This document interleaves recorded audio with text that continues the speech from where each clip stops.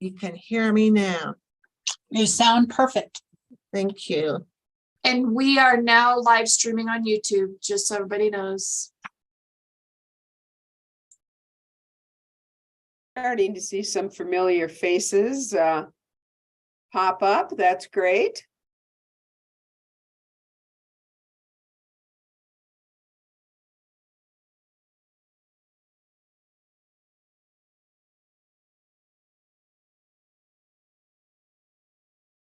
All right.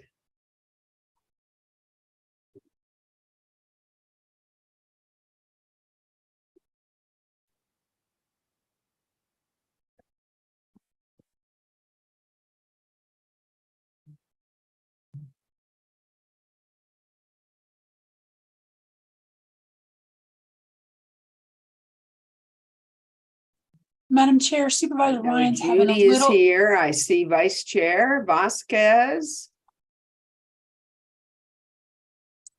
Madam Chair, can you hear me? Don't see Matt or Lena yet. So I can hear you. Okay. Supervisor Ryan is having just a little delay in his connectivity, but he'll be here momentarily. Patrice, did you just hear Sue speak? We have a problem. Okay, we'll work on that too. All right. Can you hear me, everyone? I can hear you, but Oh, good. I see the. Patrice, can you hear us? I don't think Patrice is hearing us. I can Lindsay- hear you. Oh, guys. there he is. I'm here. I knew Yep. he'd be here. Hi, Sorry, Matt. Good morning, Patrice. I thought I was ready We 10 can't minutes hear you, ahead. Matt. No, I think I everybody. can't hear you. I'm not hearing any of us. I don't Patrice is think. not. Oh, okay. Hang on. We're gonna see what's going on here. Let me leave and go back in. Yeah, let's try that. You guys hear me though, right? Yes, Okay. we can hear you. Excellent. Cool.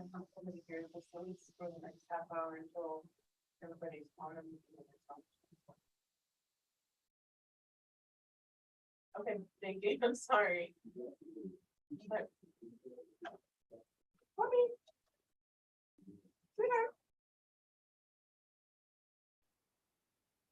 Have you done all this?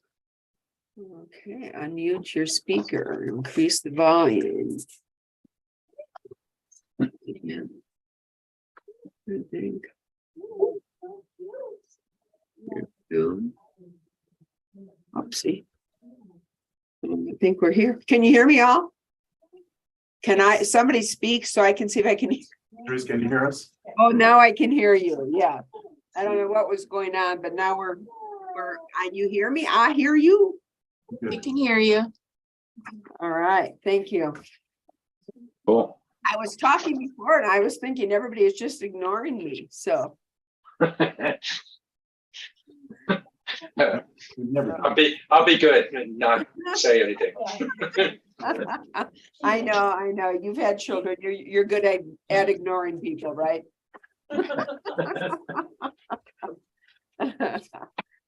When necessary. So, well, good morning. It looks like it's 10 o'clock. I see everybody is on except for Lena Fowler, and I know Supervisor Fowler is in Chicago. Is she going to be able to call in? Do we know? Has anybody heard? Madam Chair, she was going to try if she could. It is not certain. We don't know about her connectivity or if she's in transit at this point. Okay, well, with that said, then I think we've got everyone aboard. We have a quorum. And probably the ones that we know will be able to make it, and hopefully Lena can join us a little later. So, and happy Monday, everyone. Hope everybody had a wonderful and restful Thanksgiving with family and friends. And it's good to see everybody's smiling faces. And hopefully we got a little R&R. So we're ready to rock and roll until the next winter holiday for all. So today is November 28th, 2022. This is a special board meeting. We are here to talk about the election and canvassing the elections. So we'll get right to our agenda. And the first order of business is call to order.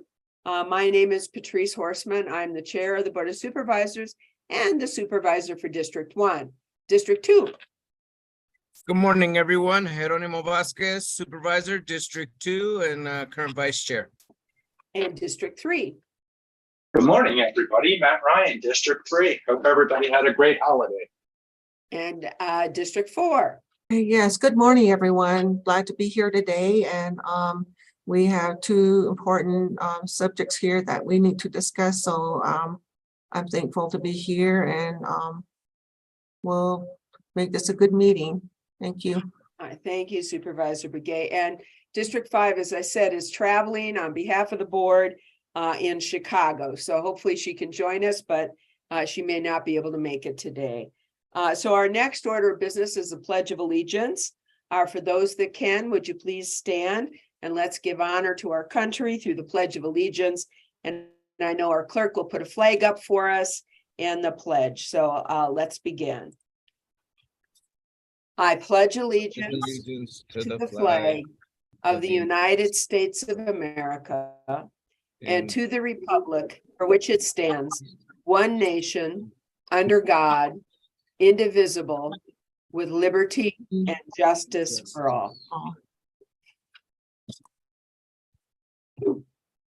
Excuse me. All right, we're back. So members of the board, the pledge was especially important today because of the business and the nature of the business that we're going to be doing here today, which is obviously the canvassing of an election. Our next order is a call to the public. And members of the public, this is your time to address the board on items that are not on the agenda. So any items and or questions, concerns, comments you would like to make, now is the call to the public, and now is your time to be able to do that. We do ask that you keep your comments to 3 minutes. And also, obviously, this is an open public board meeting, and we're asked that you be respectful and professional in your public comments.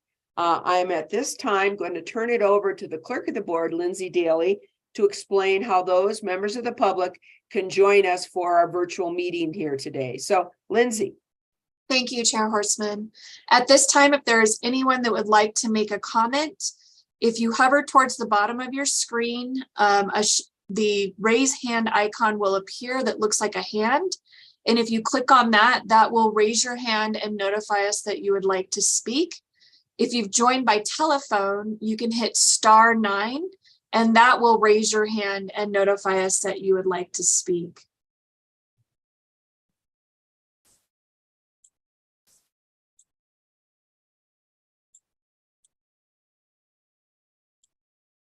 And at this time, Chair, I do not see any hands raised.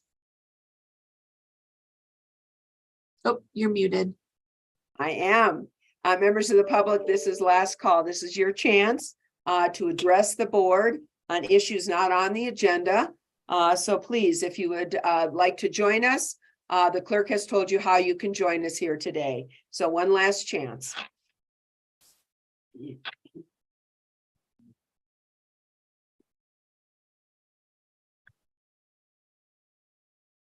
And there are still no hands raised, Chair. All right, thank you very much, Lindsay. And members of the board, we shall proceed. Now our discussion and our action items. And the first order of business. Madam Chair, I apologize. The interruption. Supervisor Fowler has joined us on the attendee side. Very and good. I know the clerk will move her over. Very good. We'll give it a minute then.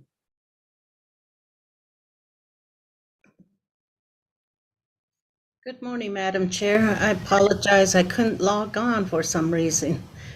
Oh, thank you for joining us, Supervisor Fowler. How is it in Chicago?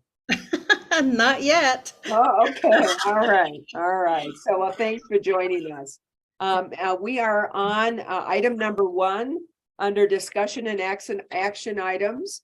This is consideration and possible action to canvass the election results for the November 8th, 2022 general election.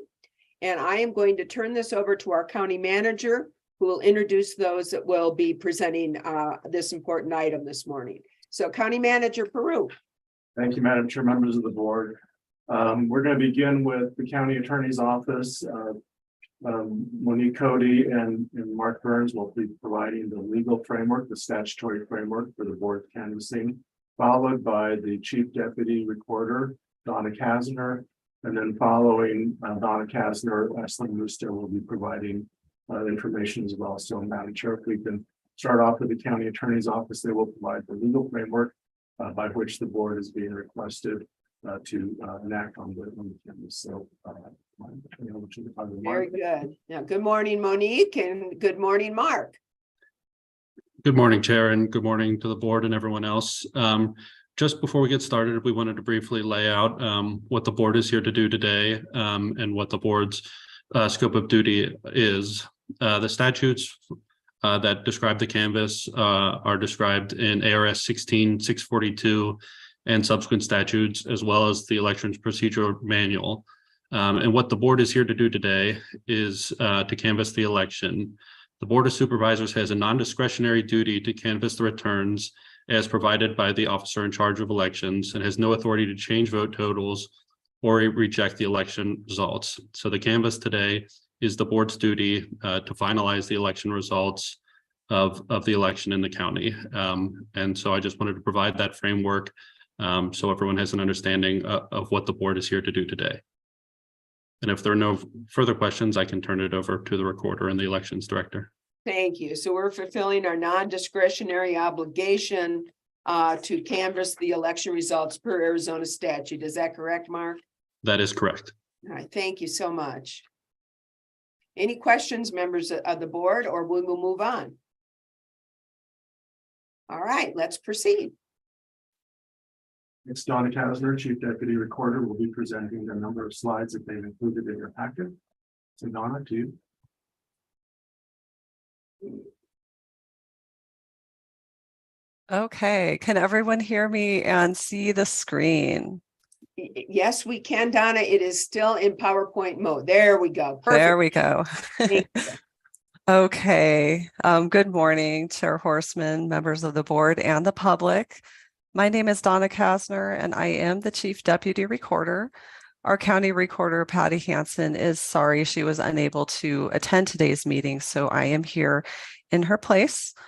I'm going to provide you some information from the Recorder's Office about the recent November 8th, 2022 general election.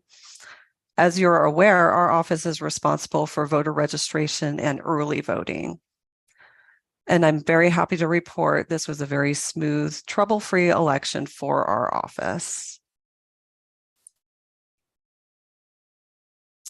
We can't do this alone. Of course, Recorder Patty Hansen oversees our team, but we also have many staff members, not only in the voter registration office, but also we borrowed a lot of help from our recording staff as well and our mailroom staff. So it was definitely a joint effort this time to get the work done. And I'll just name off our team members, myself, Donna Kasner, Sedona Stone, Elta Foster, Alicia Henry, Nicole Zorn, Abby Buckham, Amber Viator, Sarah Palmer, Charlene Slaughter, Colleen Yazzie, Beth Walden, Vicky Yazzie, Ray Daw, and Augusta Gilwood. And we also have a lot of intermittent team members. We are lucky enough to have many of these team members come back every election season. It was very difficult this year to hire temporary employees. The interest in applying for jobs just wasn't there this year, but we did have a lot of returning team members, thankfully. And you can see here we have our early voting team, our early voting board team. And these are the mostly retired ladies and gentlemen who come, and they're the ones who actually open all of those early ballots and separate them from the envelopes, and it is a lot of work. And then our Tuba City office team as well.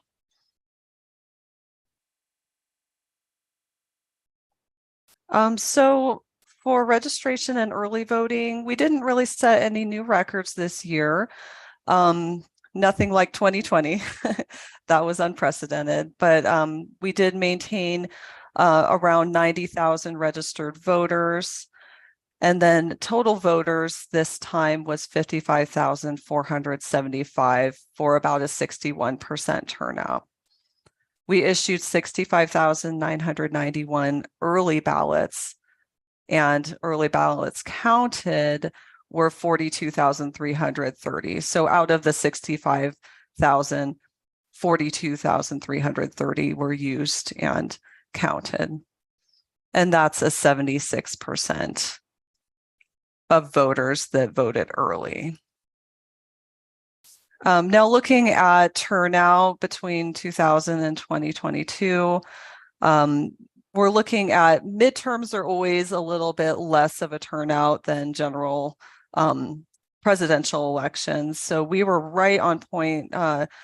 We were only about 500 votes lower than in 2018. So almost at that. 2018 was a record-breaking year for midterms. So we were almost at that level again.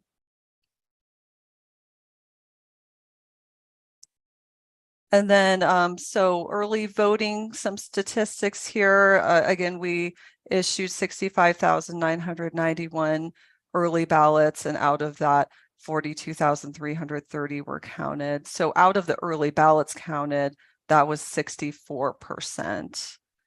Turnout that was early ballots out of the whole was 76%. So election day voters were 24% of that total. And as you can see, the percent of the electorate that voted early, it continues to be quite high, almost 3 out of every 4 voters. The 2020 general was, with COVID and everything, it was very unprecedented, 83% for voting early. That slowed down a little bit this year. More voters chose to go to the polls for various reasons. One being of some candidates' false accusations about early voting being full of fraud, which is absolutely not true, but that did prompt some voters to choose to go to the polls instead this year. And this early voting report is in with your materials. It again goes over the early voting statistics. We only had to reject 295 early ballots. And some of the reasons for those rejections are signature missing. There were 20 voters who, despite our efforts to contact them, they could not resolve they could not come in and sign or revote.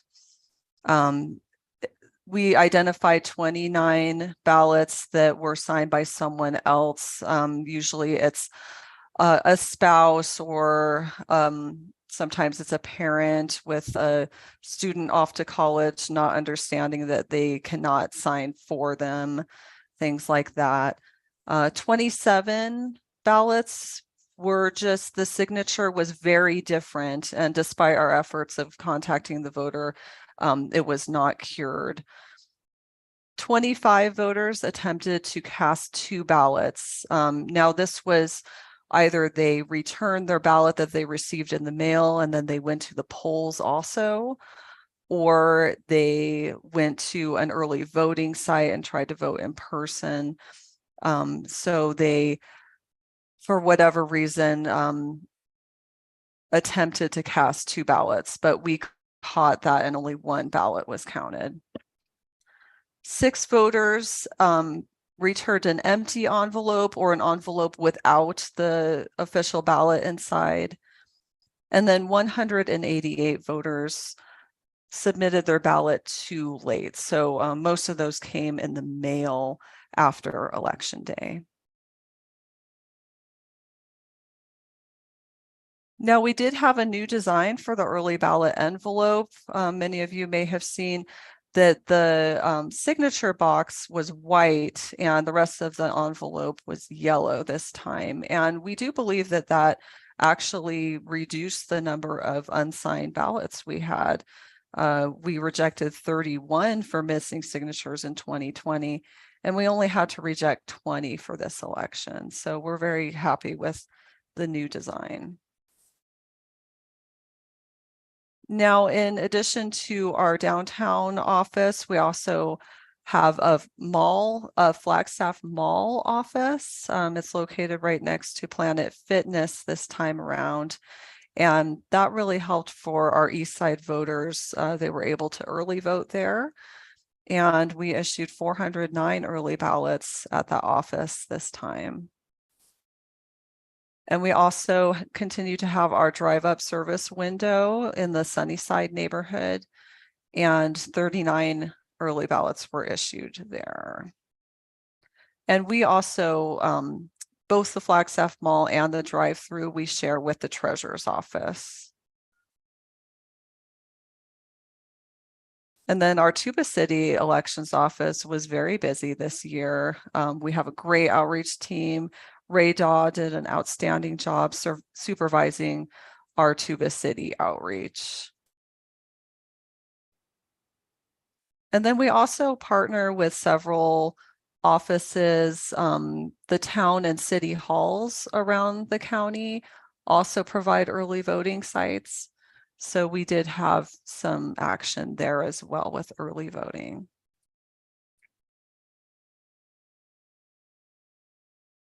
And we continue to have several ballot drop boxes across the county like we did in 2020. And we did not have any problems with observers with these boxes. We did have a few observers, but they did not interfere or harass our voters. So we were very happy with the way that turned out in Coconino County. And then these are just some statistics on how many ballots were dropped off in our drop boxes. Our drop boxes are very popular. 47% of all of the early ballots returned were returned in a drop box. And it was actually there were 45% of our early voters who used drop boxes in 2020. So it's actually a slight increase from 2020. And then on election day, we offered our drive-up drop-off service again this year at our downtown location. All of the recorder team members participated in this service throughout the day. And we have bipartisan teams of 2 available employees for voters to drive up and hand their ballot to a team member without having to get out of their vehicle. And it's really appreciated by our voters. We received a lot of thank you comments for that. The voters also enjoy being given an I voted sticker by our team members. And we have a very robust Native American outreach team and program. We ran Navajo and Hopi language radio ads this election to let the voters know important deadlines and the locations where we had our voter registration and early voting services throughout the Navajo Nation. Once again, the Citizens Clean Election Commission, Navajo and Apache counties worked together on the ads with us. The Clean Elections Commission paid for several tri-county ads that ran on radio stations that covered the Navajo Nation and the Hopi Reservation. And we want to thank the Hopi Elections Office for their assistance this year with the Hopi language translation.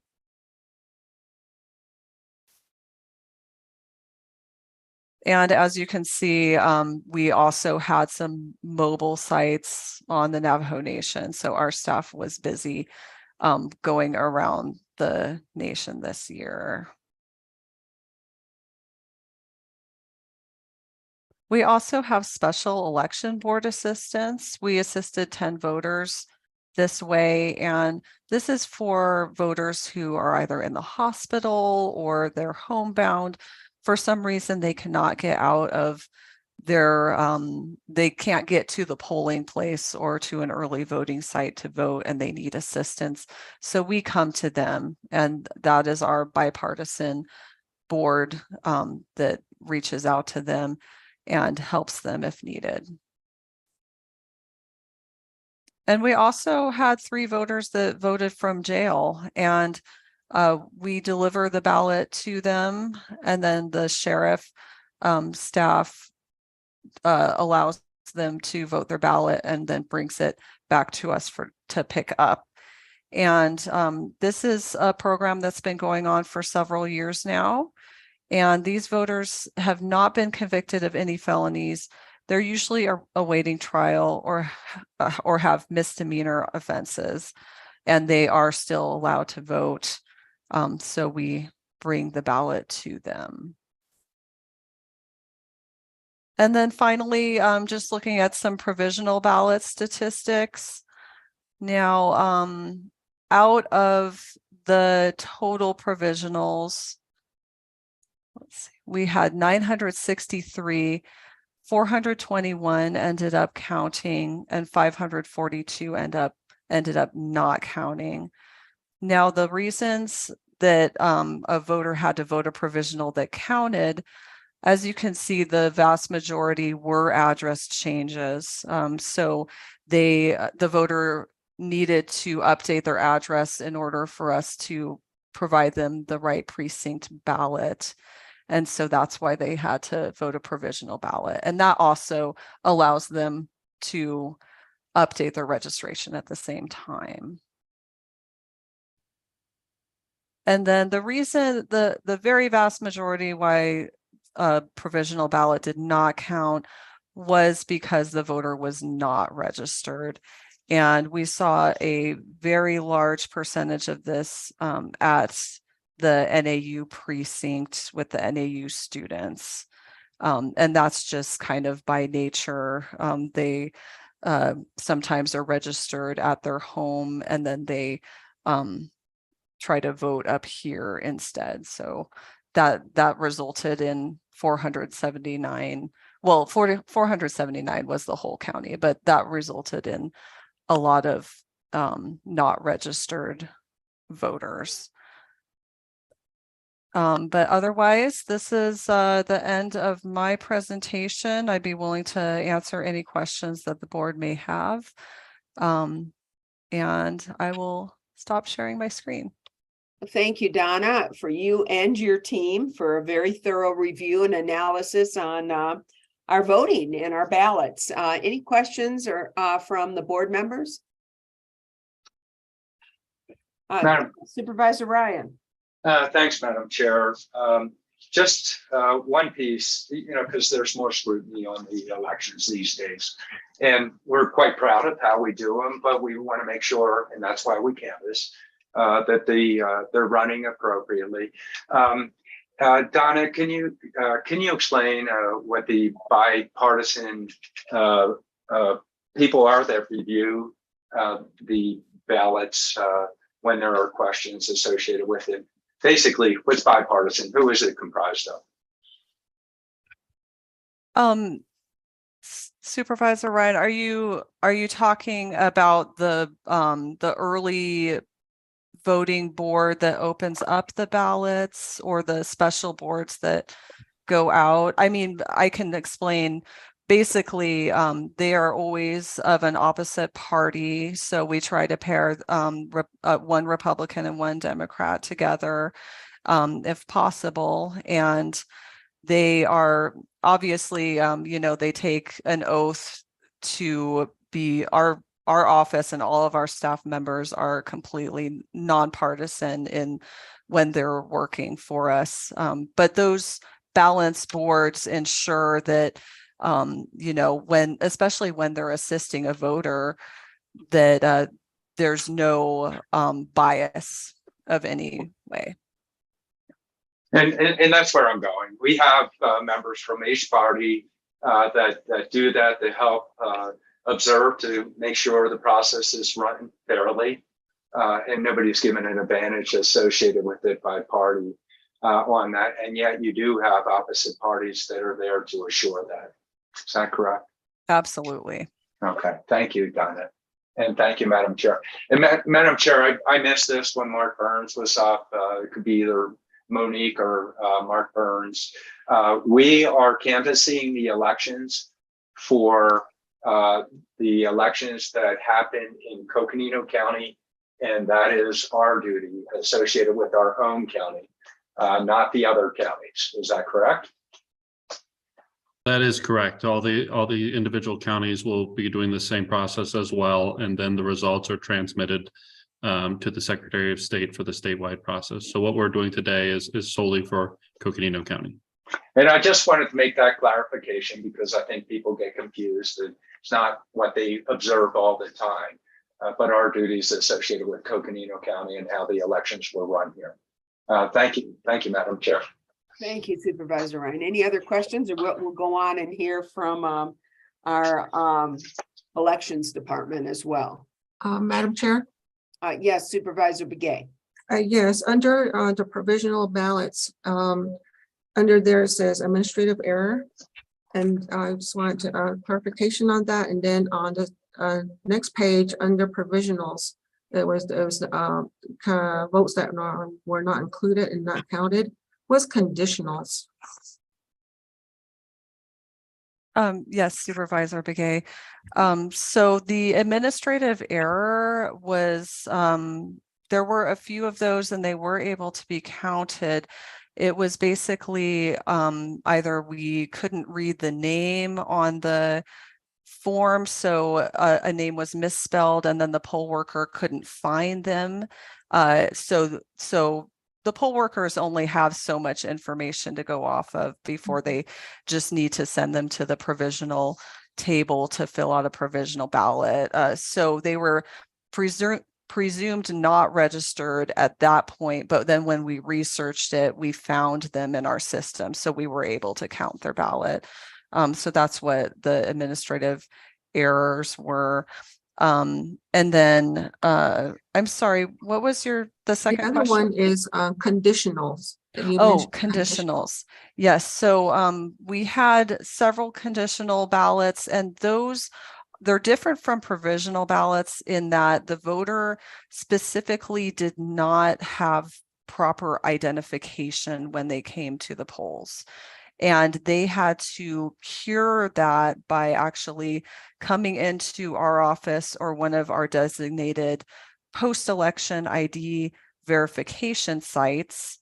And they had until the following week to show us proper ID and cure that. So that was kind of a different process specifically. And several of those voters did not end up showing proper ID, so we could not count those. But for the ones we could count, it was because they came in and showed ID after the election.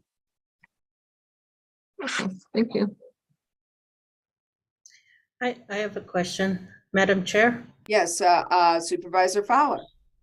Yes, on your early ballot, it says signatured different. Does that mean that somebody else's name was on the ballot, or what does that mean?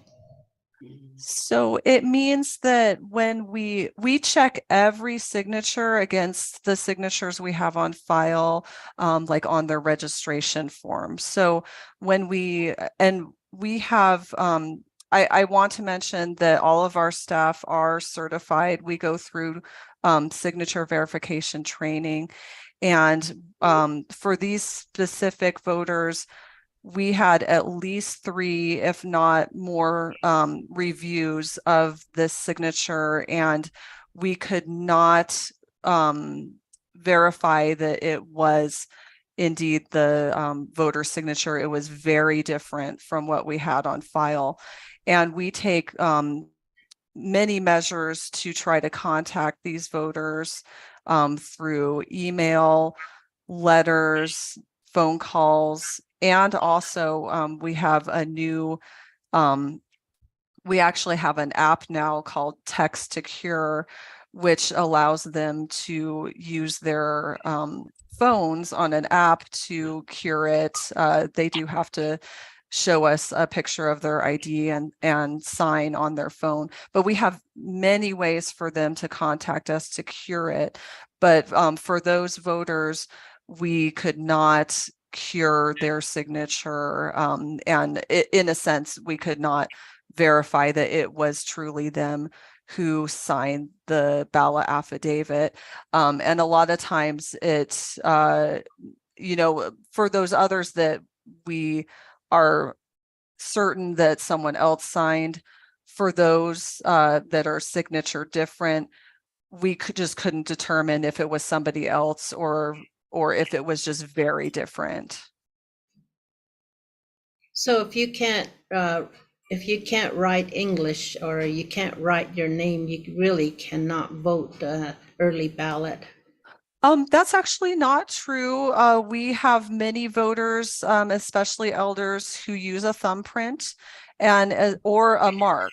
And as long as we have record of that, like they used it on their registration form, or they've used it in person, like at a early voting site, and we know that that's how they sign, they can certainly do that, and it will match what we have on file. Okay, all right. Good. Well, I'm just really impressed with the number of how our early ballot is on the rise, and people are trusting the early ballots and being able to use those. And then the drop boxes too, just all the drop boxes, there are people are using them and trusting them, and I really like seeing the numbers. You know, there was a big just lots of news about out there in the world saying that it's not a place to, don't trust those places and don't do early ballot voting. And yet here our numbers show differently, and it continues to improve. So I really appreciate all of your community education that you've done.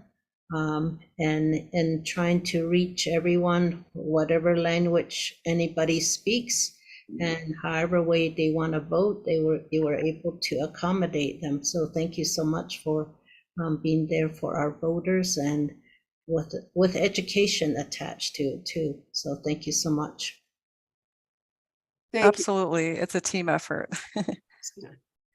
Thank you, Supervisor Feller. And yes, it is impressive, all the different ways and opportunities to vote and that you and your team made available to our community all across Coconino County was very impressive. And I think our numbers, 61% voter turnout, and the large number of early voting really shows all the efforts that were made by Coconino County and your staff, Donna. So for you and for Patty Hansen and for your whole recorders team, and I know the election team here for Coconino County under Essler, this is quite a testament to our democracy and your abilities to ensure our community that we can and do consistently have open, fair, and transparent elections. So thank you so much for all your work and Essler and your team's work. I know this is a team effort.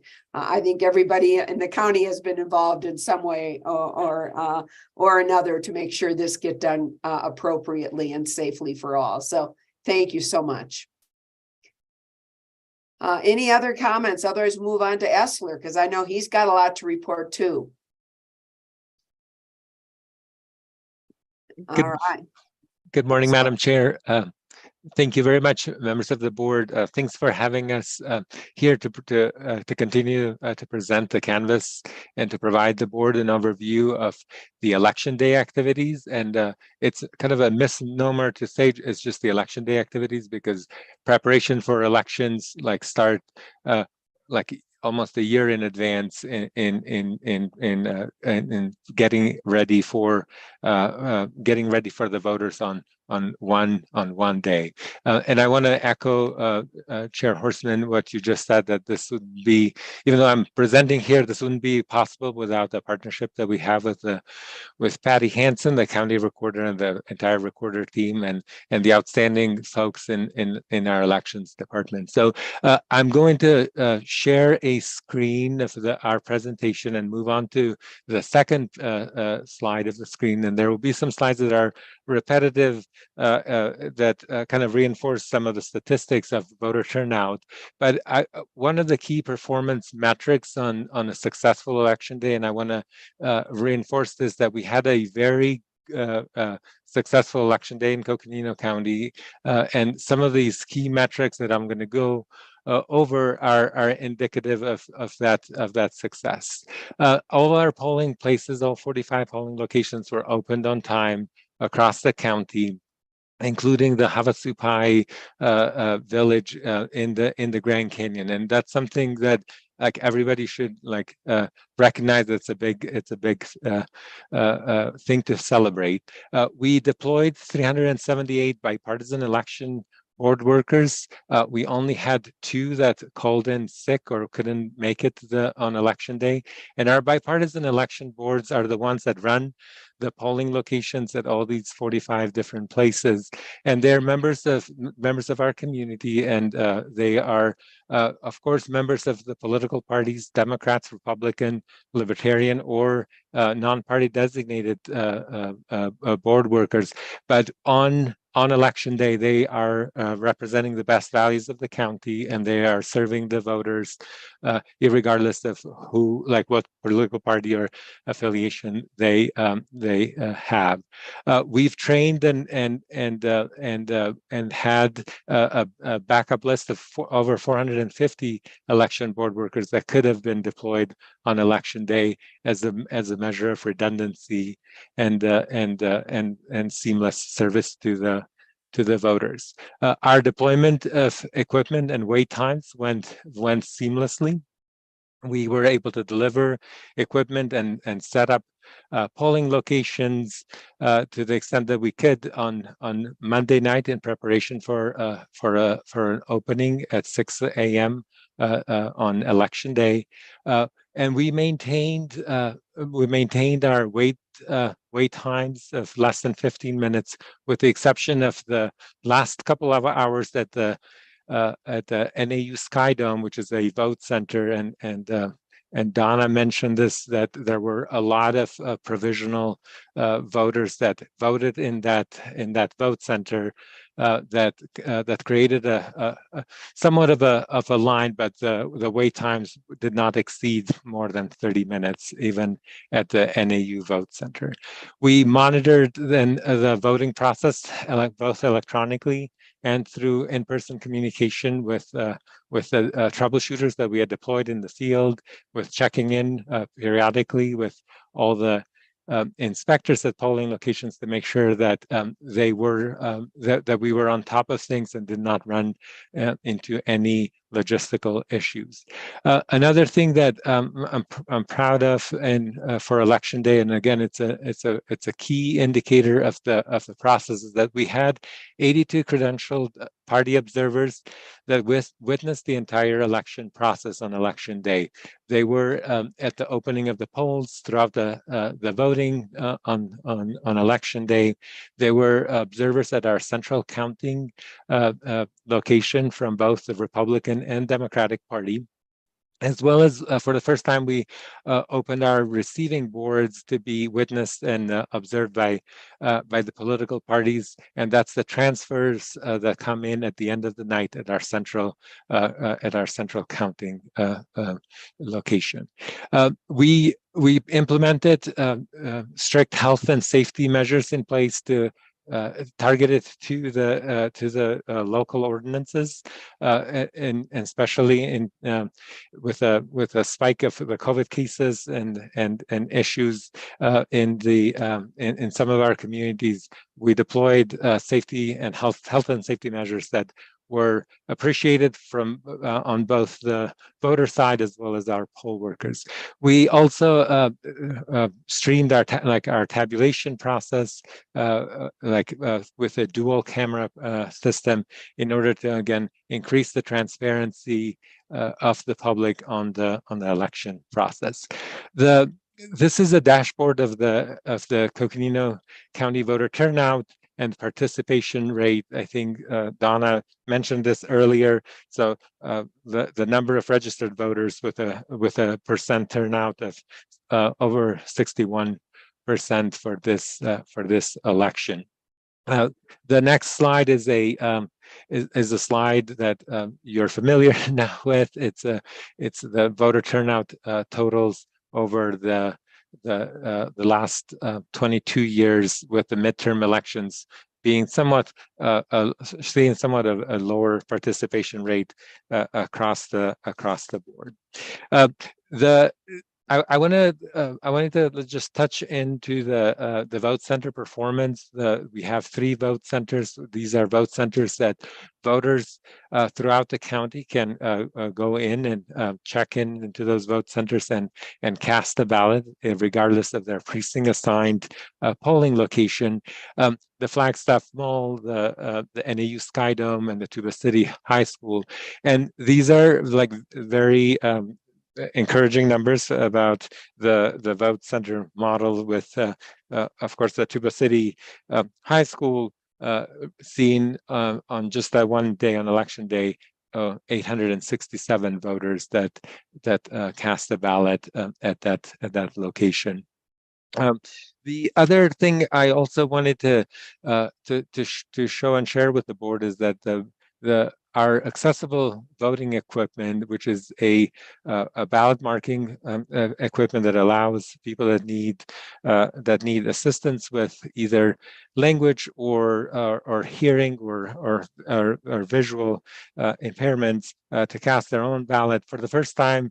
And Donna mentioned this, like for the first time, our accessible voting equipment had 4 languages already programmed: English, Spanish, Navajo, and Hopi. And that's a great indication of the access and that we provide to voters. And these are the percentages with a purple bluish lines showing the accessible voting equipment usage throughout the county. And I wanted to point out that is something that, again, members in our communities in the Navajo Nation take full advantage and cast their ballot, with both Kaibito and Copper Mine being two of the locations that cast the most ballots using the accessible voting equipment.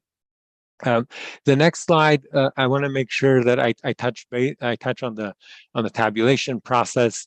Both our accessible voting equipment as well as our tabulation equipment is certified by both the state and the county through a logic and accuracy test that happens before the voting begins. And for us, the state logic and accuracy test was on October 9th, this election cycle, and we passed that. We passed that test on election on October 9th, and we also passed the same test with the representatives from both the chairs of the Republican and Democratic Party. We did a post logic and accuracy test after the tabulation process was completed last week on the November 21st. We have Coconino County has a centralized counting of all ballots. We tabulate all the ballots at one location, and all the returns are brought in on election night from the different locations and polling places from the county. Another mile mark in the tabulation process and in verifying that the tabulators are accurately accounting for the votes and tabulating correctly for each of the initiatives is that political parties provide us with board members that serve on the hand audit board. The hand audit board has to start by statute, has to start their work within 24 hours of election day, and we had 3 hand audit boards with, again, members of just the 2 major political parties, Republican and Democrat, and we had 3 audit boards, and they completed all the audits of ballots that were selected at polling places, as well as early voting ballots, and they found no discrepancy between the manual count of the ballots as well as the machine count. So that's, again, like a good check in the system to ensure that the equipment is performing as it's supposed to be. We were also able, through the keeping track and working diligently on the tabulation process, we were also able to post our election results at promptly at 8 p.m. on election night, and these were releases of early ballots that had been tabulated to that day, and we completed the tabulation process, 100% of the tabulation process on the 18th. And one thing that I also wanted to mention, because it's important, is that we had several prominent races in the county for both the City of Flagstaff Council as well as the Page Justice of the Peace that included write-in candidate races, and it became more and more critical and more integrated and part of our process to report those write-in candidate races diligently and periodically, given the public's desire to get the information about those 2 races. One of the other things that I also wanted to touch on is our voter education and outreach. And again, this is a very much a joint effort with our county recorder's office, but we had multiple fronts and multiple approaches in trying to reach out to voters to educate them about the polling locations and methods and ways that they could cast their ballots. And then that included direct mailings to voters through our sample ballots with information about polling locations, in-person presentation to several local government groups, and that the Native American Outreach Program was able to present at several of the chapter meetings in the reservation, and we were also able to present to several civic groups in the Greater Flagstaff area about Election Day activities and information. We also did a lot of print and radio ads and media that included not just the Flagstaff, the Great Flagstaff area, but also in Page and the Navajo Nation, to ensure that our messages to voters and accessibility for Election Day were heard. We responded to several media inquiries, both local, state, and national, about the voting process and about the results that became important for the public to be educated on. And we utilize our social media presence to push out information that was trusted and accurate for where we were in the process throughout the election day and then the tabulation. And we responded to over 158 calls on election day from both the members of the public or voters. So overall, a very successful day. Next slide. I want to turn it over to Mindy, who is the Chief Deputy for the Superintendent of Schools, to talk a little bit about the school races that were on the ballot this November. Thank you, Esler. Can you hear me?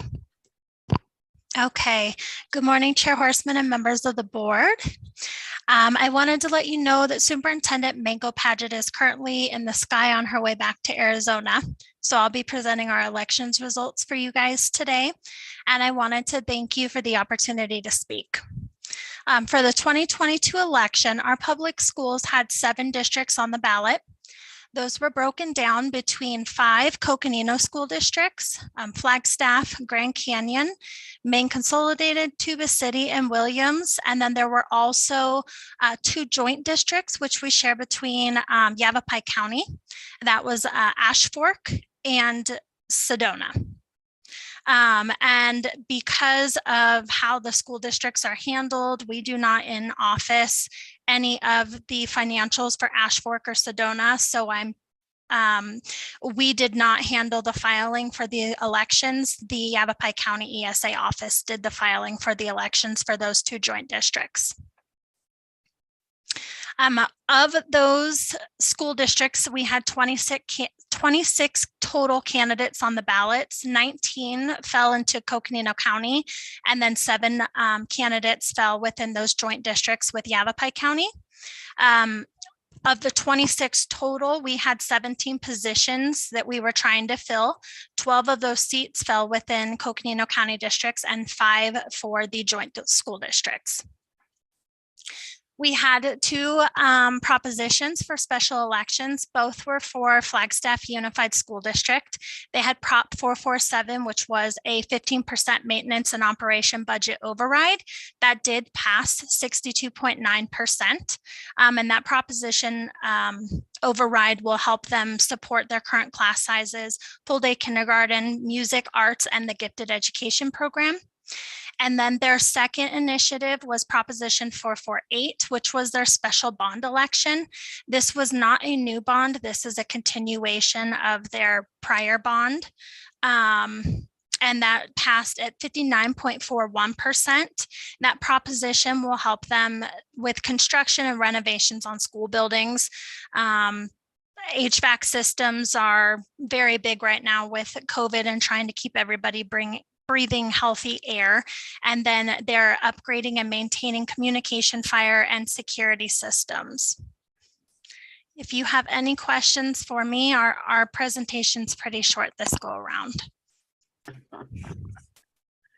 Thank you, Mindy, very much. And I appreciate the deep appreciation to all your partners. So that is great. Thank you. Any question, members of the board? Madam Chair, just for the sake of clarification, if I may. So the ballots that are on the Coconino side for the joint districts are counted on this side, but the tally is kept within, in this case, Yavapai, since that's where they claim their home or their home address, I guess, for the school district. Is that correct? Esler, I think you guys share results with the elections department at Yavapai County. Yes, that is correct, Supervisor Ryan. So we do transmit these results to the Yavapai Elections Department, and that's when they do finalize the results. It's a total cumulative of all the precincts that may be in 2 different counties. And they count their side and we count our side. That is correct. Yes. Oh, excellent. Thank you. Thank you, Madam Chair. Thank you. Any questions? Yes, Supervisor Baguette. Yes, good morning again. My subtraction and my addition was tested this morning. So I was off here and there. But what I gather is that we had a total number of voters at 55,475. Of those, we've had early voters at 42,330. And then the day that the election was done, the voters at 12,718, provisional voters at 427. So 42,000, 12,000, and the 427, they all add up to the total number of voters we have at 55,475. So I keep seeing all these numbers and percentages, and I thought, okay. But anyway, that was that. On another note, as you sent out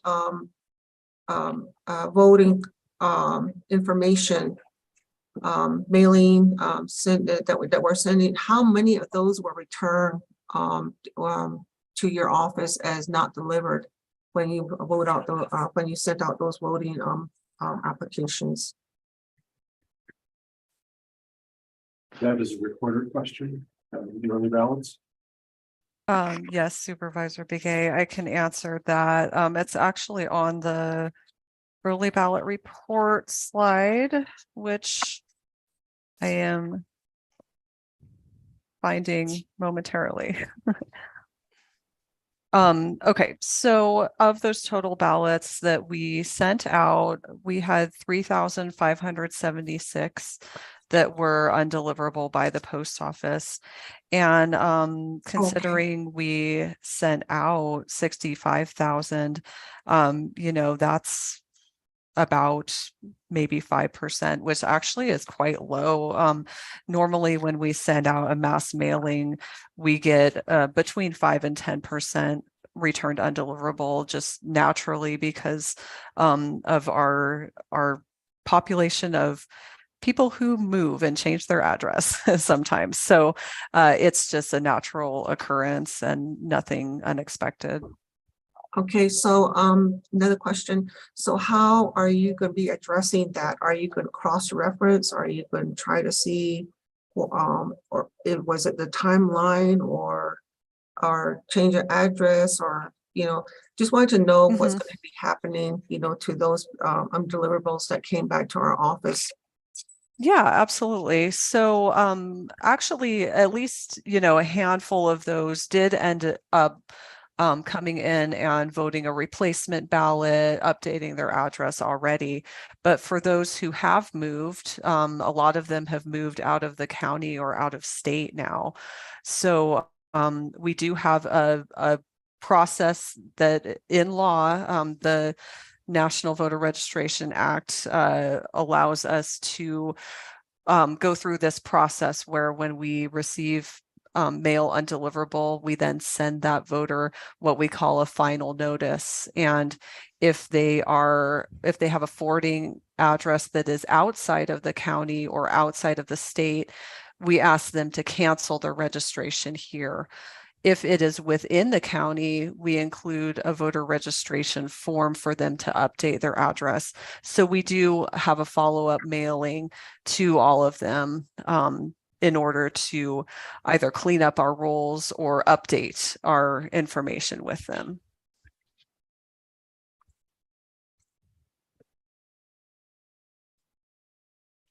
Does that answer your question, Supervisor Begay?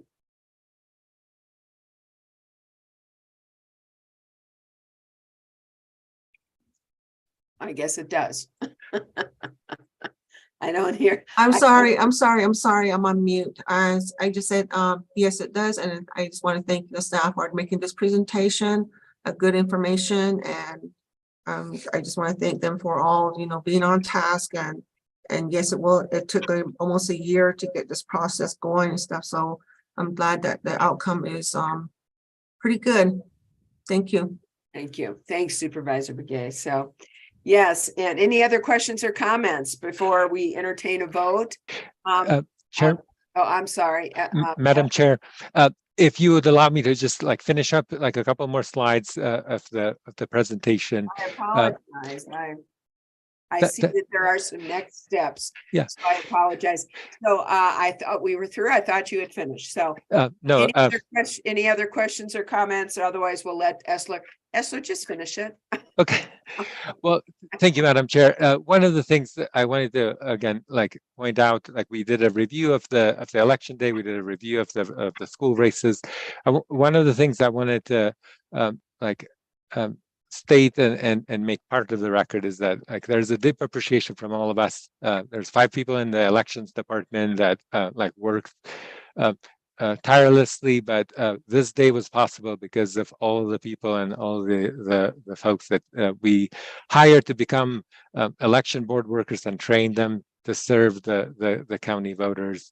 The county leadership and departments have been outstanding. We wouldn't be able to have the successful day that I mentioned, and ran through without the commitment from all departments in the county, like public works, the facilities, HR, finance, the county attorney's office, the sheriff's office, with all the support that they gave us in terms of the logistics. This is an appreciation too of all the partnerships that we have with our cities and towns and special districts for running the elections for them, and the political parties and the candidates and the different community groups. And the next slide, I have kind of pointed out the names for all the election staff that worked on that have worked for the last 6 months on getting ready and preparing for this election. And I'm very proud. I wouldn't be able to be here if it wasn't for all the support and the work that everyone in this group has done tirelessly and putting in extra long hours. And I also wanted to mention that we've almost adopted by proximity and the work that we've done a few more people in our elections department, with the Detective Myers from the Sheriff's Office and Deputy County Attorney Mark Burns, as well as former County Recorder Candy Owens, that has supported us through this election season. And I got to say this because it wouldn't have been possible for me to work and to do all the things without the support of the county manager. So thank you, Steve, for all your help and guidance throughout this election season. The next steps in the process, in your package today, you have the official summary report of all of the races. So these are statutory reports that we need to produce in order to get the canvassing transmitted to the Secretary of State for them to canvass the election results at both federal and state level. There's a statement of votes cast by precinct. So these are all the races that were applicable to the precincts and a breakdown of all those votes cast. A provisional ballot report that Donna shared from the recorder's office, and the write-in report again of the write-in candidates by precinct. And these are write-in candidates that were eligible. We will transmit those canvass documents to the Secretary of State. Today is the last day to do so, and we'll mail the canvass document to them as well. Expected time frame for the state to canvass their election results is December. It's next Monday, December 5th, and there is very much a lot of the numbers are there that we are going to start preparing for an automatic recount of 2 statewide races, the Attorney General as well as the Superintendent of Public Instructions, that fall into the 0.5% of an automatic recount requirement. In preparation for the automatic recount, Coconino County will be tabulating its entire ballots that were cast in the county, and our state logic and accuracy test, again, to verify that the equipment is functioning properly and tabulating correctly, is scheduled for December 7th next week. So with that, I will see if you have any questions, and again, I thank you for your time. All right, thanks, Esler, and thank you all for all of your hard work. And I also, besides the folks that have been named, I can't tell you how many people I was running into in the community that were telling me that they had volunteered also with both elections and also with the recorder's office. So for all of those in our community, not only the county and those that have been mentioned here, but for all those in our community who stepped up to ensure that we had a open, fair, and transparent election day and election process, I want to give a heartfelt thank you for upholding our community's integrity in the election. So thank you so much for our staff and our community. Really, the results and the smoothness of the election really do speak to themselves. So thank you all. So any other questions or comments from members of our board? Yes, Madam Chair. Madam Chair. Vice Chair, and then Supervisor Fowler. Thank you. I just wanted to thank the team for the presentation. Very clear, very concise, very transparent, showing that the results were done in a manner that was fair and the process was done clearly. So just want to thank everybody on the team that put in the effort to make this election a success. Thank you. Thank you, Vice Chair. Supervisor Fowler. Yes, as far as the machine is concerned, thank you, Madam Chair. Does it have access to the internet? Madam Chair, Supervisor Fowler, no, our tabulation equipment is air gapped. There's no connectivity to the internet or any other like way or source to get access to that equipment. Okay, and that's I think when we as a board the equipment was shown to us, and that's what I remember. And at the local election, is internet used at the local when people are voting? Our poll books, which we use our electronic poll books, and that we use to check in voters at each polling locations, do have access that is secured and dedicated access that is provided by us for those poll books to connect and to communicate with one particular with a particular server that manages the check-in process and the voter information. Okay, thank you. Just as a follow-up also, I just want to just thank you and the recorder and just the whole team. There's been a whole team that's been out there, and it's not just election, but you also coordinate with the local towns, communities, and I vote on Navajo, and I don't vote early just because I like seeing everyone on Navajo. When you go vote, you get to eat, you get to sit around and talk to people. Yeah, first thing I say is eat, isn't it? Not vote first and then.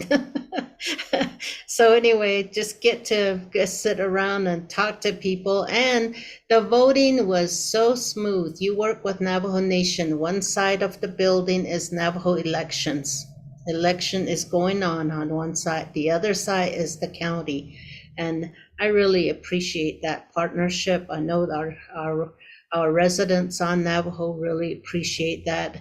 Granted, a lot of our, Tuba City voting election office is the most popular place, and that's another place you vote. And you can see people visiting outside the library because the election is outside. So it's a lot of community. Election brings the community together, socialization. People we have not seen in a while, we get to greet them and get an update how people are doing. So you're doing much more than just election. It's creating that community bond again. So I really want to just thank you for that. All those that have been involved, from the county managers to board, everyone that's been involved. It's just been really good. I think after the pandemic, seeing people, that was so good for me, and just be able to say hi to people and be there as part being just a regular voter. So I just want to appreciate that. And also, I think the way I saw the elections process there was that it just went so smoothly. Even though there was a line, it went through quickly. So thank you. Thank you, Supervisor Fowler. Other questions, comments from board members? If I may, Madam Chair. Supervisor Ryan. Thank you, Madam Chair. So as we're canvassing the elections, just one point and just clarification, because I think I know where Supervisor Fowler was going, a similar question that I asked before the elections, but it's a lot of questions have come up associated with security or transparency. And so the air gap is for the ballots. It assures that it's not connected and cannot be modified. Is that correct, Ashley? Chair, Madam Chair, Supervisor Ryan, that is correct. The tabulator, that we have 2 optical scanners that tabulate all the ballots in Coconino County.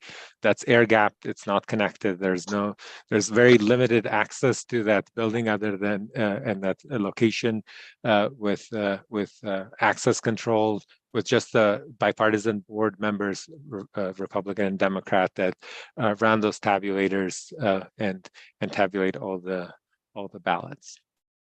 Thank you, Esler. And then one other question, or actually comment, I'll just read it from our report.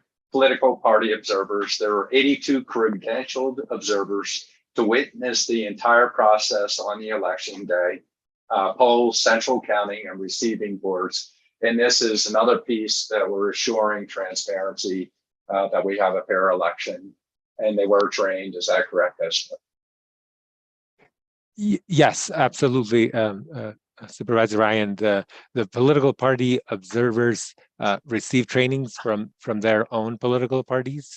The one that got credentialed were appointed and credentialed by the party chairs. Both us as well as the recorder's office attended both those training sessions for the political parties, just to welcome them and to let them know that in Coconino County we welcome party observers to be participating, to understand their role and responsibility in the election process on election day, but that we welcome them to be witnessing the process. And we have a system of getting feedback from those party observers at the end of each election, and have followed up. Overall, the comments have been very positive about the access and the process, and we follow up with everyone that wants to understand or has any questions in terms of our processes in Coconino County. And election, this was the 3rd election for us this year, which made it a little bit easy in terms of working through the system, but there's always room for us to look and review and assess and improve on things that may come up and that can be done more efficiently and effectively in the future. All right. Thank you, Esler. So, Madam Chair, and just a note, as I look at everything that's been presented to us, both from the recorder and from our elections director, the process that's we had for our elections, this has given me assurance that we provided the opportunity to have fair elections in Coconino County. I do have a question on semantics associated with the action. The suggestion is that we move to canvas. I think, or maybe I'm messing up, but canvassing is what we just did. Is that not correct? And so our action is validating that we did do a canvas. Is that what we're doing? And so I'll turn it to Monique. Yeah, Supervisor Ryan, if we can, just a minute. Members of the board, you have in your packet, and it is part of the record and part of our public meeting, what's called the official canvas certified in returns for the Coconino County general election conducted on November 1, 2022 in Coconino County, Arizona. This is, as you note, 177 pages that we have before us. That is part of the motion that we are entertaining here today. The question for you, Monique, is what is the proper wording for a motion on the canvassing of the election results? Do we use the word canvas, or do you suggest we use a different word if we accept the official canvas? Chair Horstman, members of the board. Mark Burns can correct me if I'm wrong, but I believe it would be something along the lines of, I move to accept and approve the canvas documents. Thank you. So Yes, Mark, it will, the we- board action, so canvas is sort of a term of art for all the finalization of the election from election day until it's finalized. And so the board is voting to do that final act for the county part of it to certify the election results. So the board could move to accept the election results as canvassed and presented to them today and certify the final election results. so something about to accept and approve the canvass of the election results and move to accept these results, something along those lines? Yes, Chair. Okay, thank you. And Supervisor Ryan, does that answer your question? Yeah, Madam Chair. All right, and at this time, if there are no other comments, I would entertain a Could I, motion. could I just ask one more question, Madam Chair?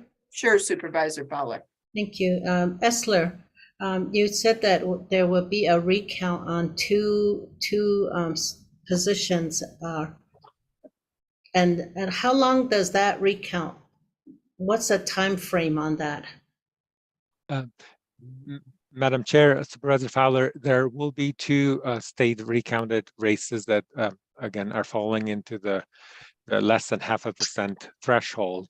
That recount cannot start. It needs to start after a court ordered a court order is issued to start the automatic recount process, which we are expecting to be around December 6th. There is in the process there is a logic and accuracy of our equipment testing that needs to happen. So our goal is to start immediately after our logic and accuracy, which is tentatively scheduled for December 7th, and to run potentially like 2 weeks, so like through the middle of December to be completed. But again, because this is a statewide recount process, counties like that have larger number of voters and ballots might take a couple more weeks, and some of them are saying that it might be all the way through the end of the month, December 25th, 26th. So it's going to be a process that it's driven by the court, like the court hearing, and it needs to be in sync with the other counties as well. Chair Horstman, can I I'm ask sorry. follow-up question? Excuse me, I'm sorry, I don't mean to interrupt. Chair Horstman, members of the board. Yeah. The recount has not been an agendized topic for today. So since we have at least 2 more board meetings in December. Oh, no, I mean, there's obviously questions that you and I'm certain that Supervisor Ryan and other supervisors have. I would just recommend, Chair Horstman, that we put the recount as an agenda topic on perhaps the December 6th board agenda. We will do so, Monique. Thank you for that. Anything else, Supervisor Fowler? Okay, then at this point, if there are any other questions, if not, Supervisor Ryan. Madam Chair, I'm ready to make a motion if you would consider it.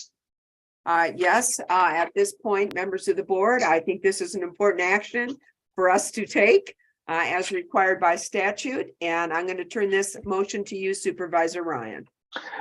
Madam Chair, I move that we've been provided the canvas, both written and explained to us, and that we accept the canvas as presented and certify the results for the November 8th, 2022 general election. There is a motion. There is a second by Supervisor Fowler. All those in favor of this motion, please signify by saying aye. Please unmute yourself so I can hear your ayes. Aye. Aye. Aye.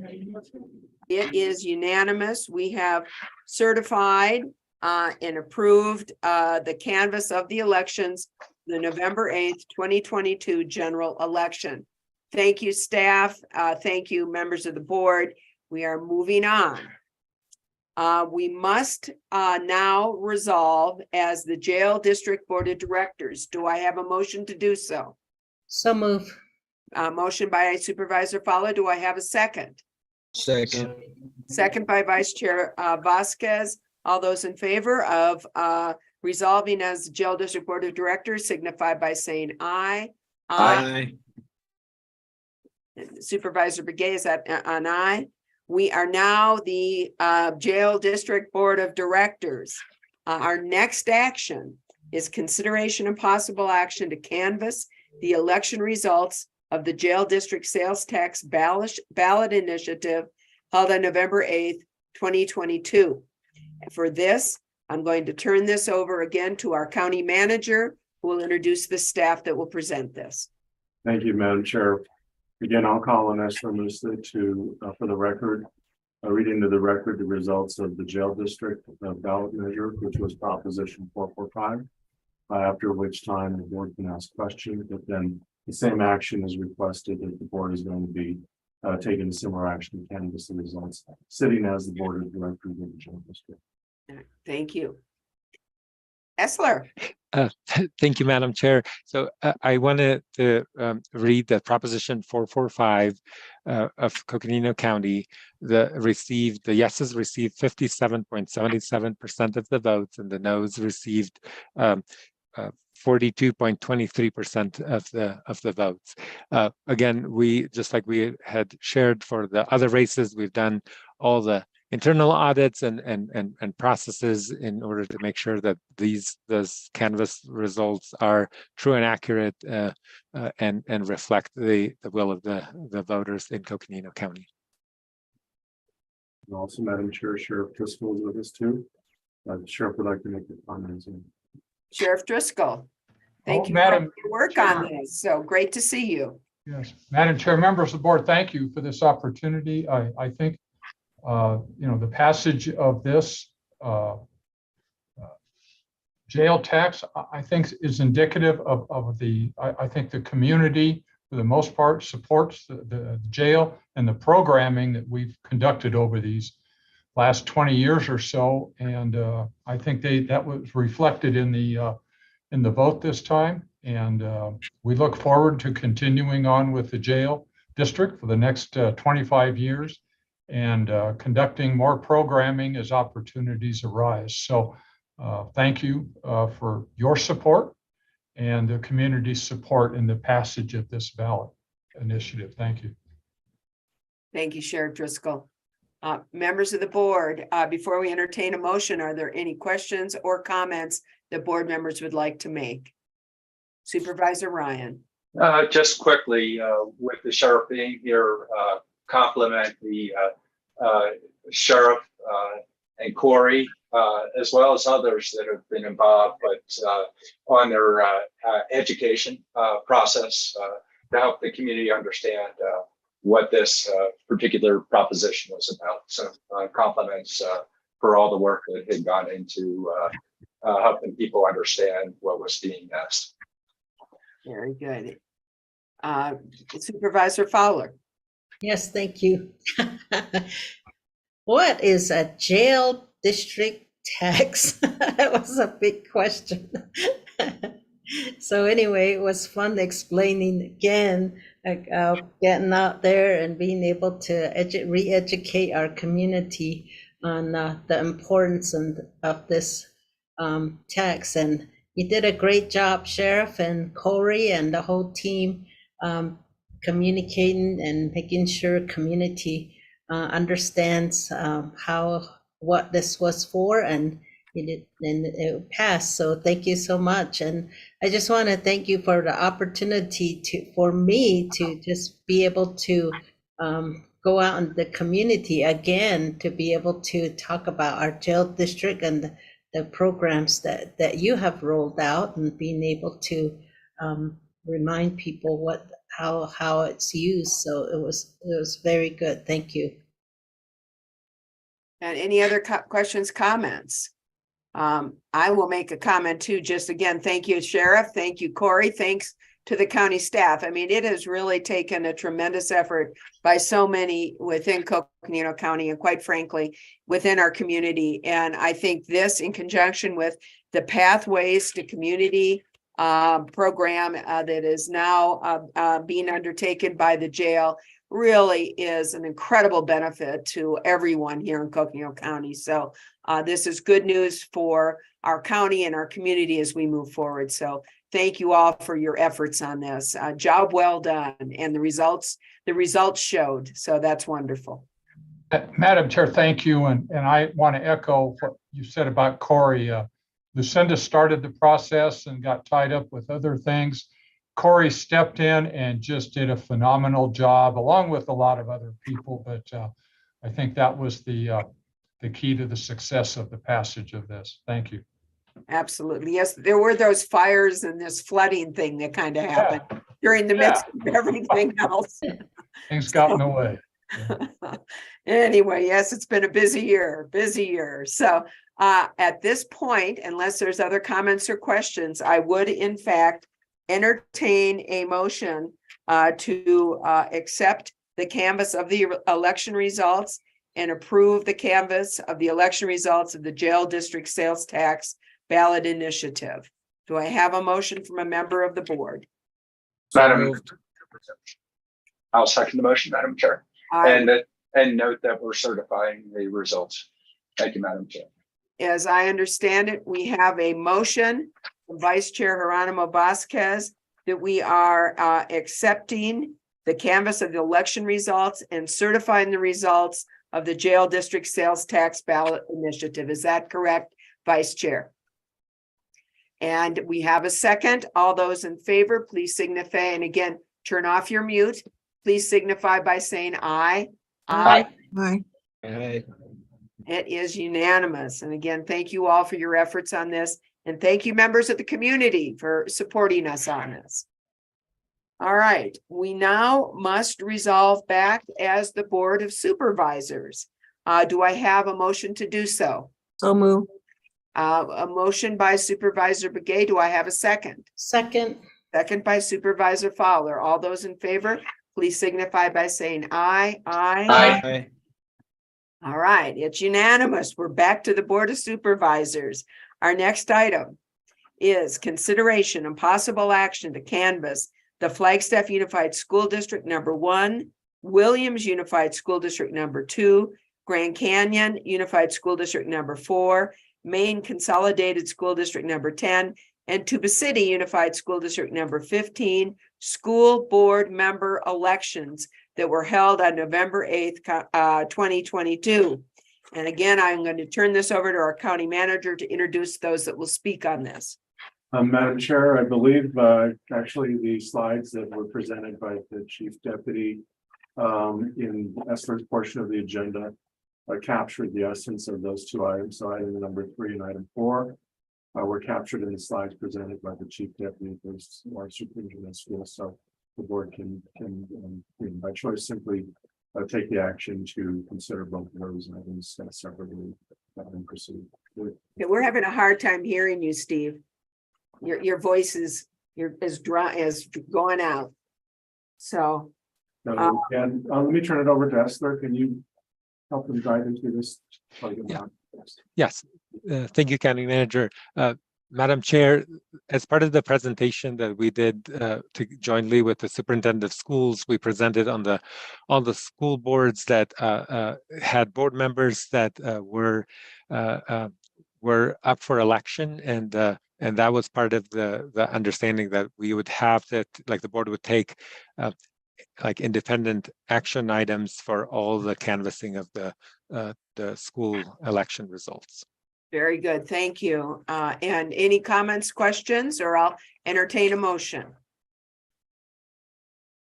Madam Chair. Yes, Supervisor Begay. I have a sister that is on this list, so I should just abstain for the Tuba City Unified School District. So that was my question. I'm going to turn this over to Deputy County Attorney Mark Burns. Yes, thank you, Chair and Supervisors. So because the action of certifying the election results is a ministerial action of the board, it's not a discretionary action, there would be no reason to recuse yourself. It's appropriate. The board is just certifying the results. As we discussed earlier, it's not a discretionary action. So there would be no reason that you would need to recuse yourself, and it would be best that you not, because this is just a ministerial action making the election results official. Okay, I just wanted to know. I had to do this with a brother of mine for the same district too, so, okay, thank you. All right. Thank you for that question, Supervisor Begetson. Important to get the legal advice on that. Supervisor Fowler. Yes, yeah, I like to just thank those that ran for office for school board. School board has been in the news and just been really, the school districts, just, I don't know, even teachers being attacked and being verbally in our county. Happy that we're not experiencing that, but you know, it takes a lot of courage to run for office, to really care about your community and the education of the young people, our kids and our grandchildren, and establishing a stable school for the future of our community. So I just want to thank all those that have run for these offices. So thank you. Thank you, Supervisor Fowler. Well said. These are volunteers who come forward in our community in their various school districts and really oversee the education for our students. So it is a tremendous commitment and time commitment and heart commitment that's made by school board members. So well said, Supervisor Fowler. Any other comments, or do we want to entertain a motion to canvass and certify the school board elections as set forth in the agenda? Madam Chair, I'll go ahead and make that motion, and noting that as had been explained by Esler, and we had explained prior to this, the whole process or the canvassing that occurred. And just note, you know, just for the sake of record, it's a canvass associated with Flag Unified School District number 1, Williams Unified School District number 2, Grand Canyon Unified School District number 4, Maine Consolidated School District number 10, and Tuba City Unified School District number 15, Madam Chair. Thank you. We have a motion. Do we have a second? Second. Second by Supervisor Fowler. Again, turn off your mutes. All those in favor of accepting and certifying the canvass of these school board elections, please signify by saying aye. Aye. It is unanimous. Thank you so much. We are moving on. This is consideration and possible action to canvass the election results for Flagstaff Unified School District number 1, special 15% budget override and bond election, also held on November 8th, 2022. County Manager, I see you've listed the Superintendent of Schools. And Madam Chair, can you hear me now? Yes, we can. Yeah. Okay, so the same applies that we just did the action on. So the information was presented by the Chief Deputy Superintendent of Public Instruction a few minutes ago. So the same action would apply for the board to consider the candidates at this time as well. Thank you. Do we have a motion? Motion, Supervisor Ryan.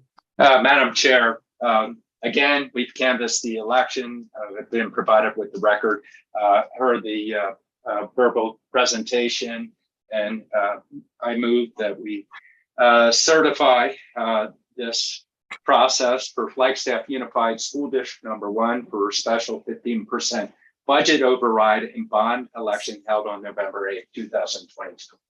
We have a motion. Do we have a second? Second by Vice Chair Vasquez. All those, please again, take your mute off. All those in favor of canvassing and certifying the election results for the 15% budget override and bond election for Flag Unified School District, please signify by saying aye. Aye. Aye. It is unanimous. Thank you. Members of the board, we are moving on to our last item. This is update, discussion, and possible action or direction regarding the process and timeline to appoint the Page Justice of the Peace position, all pursuant to ARS 38-431. Oh, this is just, we can pursuant to the open meeting law, choose to go into executive session to consult with our attorney and receive legal advice on this matter. And I believe that it is our Deputy County Attorney Monique Cody's recommendation that we do at this time entertain a motion to go into executive session. Is that correct, Monique? If Chair Horstman, if you or any of the supervisors have legal questions about the process, this would be the time. If you'd like to hear a presentation by Corey Ringenberg first and then go into executive session, that's your prerogative. We could go into executive session 2 or 3 times, whatever you or the supervisors feels appropriate at this time. Why not? No, I think at this point then, if that is, you aren't recommending we go in right now, then why don't we, members of the board, unless anybody disagrees, let's go forward and get our presentation by Corey. If we feel we need to go into executive session for legal advice, we can always entertain that motion. So at this point, unless I hear an objection from a board member, let's go ahead and hear the presentation from Corey Ringenberg. I'm sorry. Madam Chair, if I could, the way we're going to do this is I'm going to make a couple of comments. Mark Burns is going to provide legal framework and case law that frames the process that Corey is going to present. So again, I'm going to make a couple of comments with regard to a unique situation that occurred in the election of the Justice of the Peace and Page. Candidate Donald G. Roberts passed away during the election process. I want to ask at this point in time, Esther Musta to provide information on the steps and the measures that the elections department took to advise the public of this occurrence. Our condolences, our deepest condolences to the family of Donald G. Roberts, longtime Justice of the Peace in Coconino County. But again, I'll ask Esther to make comments. Excuse me. Yes, Esther will make comments with regard to notification. Mark will provide information on case law and statute, and then Esther will provide some slides on the proposed process. So okay, sounds like a plan. Yes. Thank you, County Manager. Esther. Thank you. Okay, I'm unmuted, so I'm not talking to myself, which is a good thing. This was a very particular circumstance that we worked very closely with the county attorney's office. The reason the Judge Roberts passed while the ballots had already been printed and we were past the deadline and the opportunity to reprint ballots, and there is allowances in the Arizona Revised Statute to proceed with a candidate that is deceased. We took some proactive steps in notifying the public, reopening the write-in candidate process and to allow candidates that were interested in the Page Justice of the Peace position to run and be part of this election. And we've had we had five candidates that that filed paperwork and were officially write-in candidates for this position. In our outreach efforts, like we had a couple of interviews with the Page Justice radio station, with the City of Page radio and some the Lake Powell Chronicle to educate the voters about the passing of Judge Roberts, but also to allow the voters to understand the writing process and how the ballots were being tabulated and counted. At the end, when we received all the ballots that were cast on for this election, Judge Roberts received 1,999 votes. The next write-in candidate, Michael Burns, received 654 votes. Chris Motko received 407 votes, and Michelle Muscat received 321 votes, and Rick Yankee received 141 votes, and Maya Rodriguez received 51 votes. So those were the election results that we just canvassed and certified. And then with that, I'll turn it over to I'll turn it over to Mark Burns for the next steps in this process. Thanks, Esler. Mark? Thank you, Chair. So just to take a step back, and some of this may be a Madam little bit. Chair, I'm sorry, Supervisor Fowler. Esler, I have a question. Esler, which communities fall into the Page Justice Court? It's not just the city of Page, so if you could maybe name off the communities that are within that, and we have I don't know if everyone knows where the boundaries are, but I thought it'd be important to point that out, where the votes are coming from. Yes, absolutely. Supervisor Fowler, the Page Justice Court covers a geographic area that is larger than the city of Page, and it includes the communities of Lachee, Inscription House, Navajo Mountain, and I know I'm going to miss some, so if I can come back on the other communities that are part of the Page Justice Court, I'll do that right after this. So.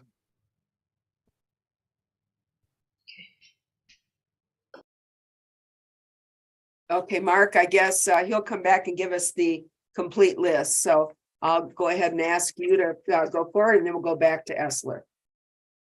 Certainly, Chair. Thank you. So just to provide some of the framework for how we got where we are and why this decision is coming to the board. As Esler mentioned, that because the ballots had already been printed, Judge Roberts remained on the ballot.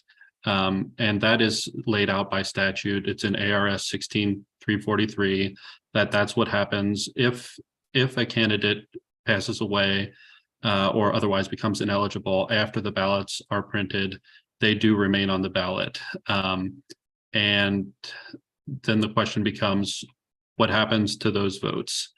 Under Arizona law, as set forth by the Arizona Supreme Court in the case Tellez versus Superior Court, the Supreme Court of Arizona adopted what is commonly known as the majority rule, or sometimes called the American rule, of how the votes for the deceased candidate will be treated.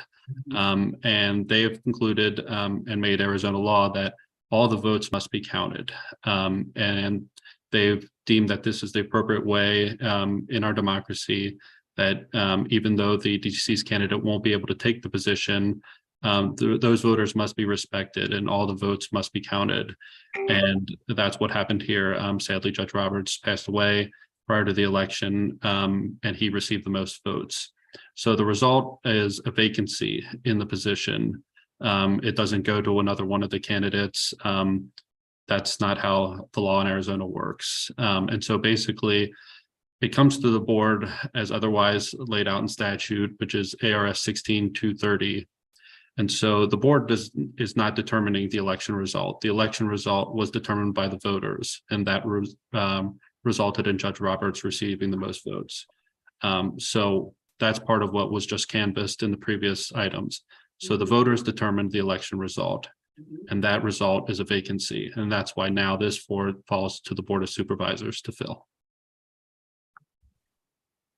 Thank you.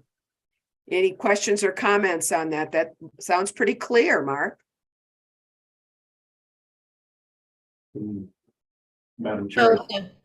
Just a follow-up question, just to understand clearly, there were write-in candidates, and each of them received a certain amount of votes. There were, among the write-in candidates, there were some that received more than the others. They're not to be, we cannot take a position that the one that got the most vote is going to be taking that seat. So I just want to ask that. So, so the way it happens is, as Esler mentioned, there's a provision in the statute that allowed write-in candidates to join the race later than they otherwise would have been able to under normal circumstances.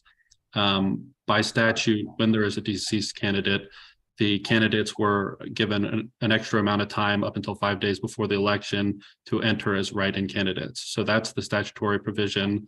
And as Esler laid out, the county elections department complied with that and gave the candidates that opportunity. There were a number of candidates who ran, and Esler has the specifics, but none of them received a majority of the votes. So none of them are the winner of the election.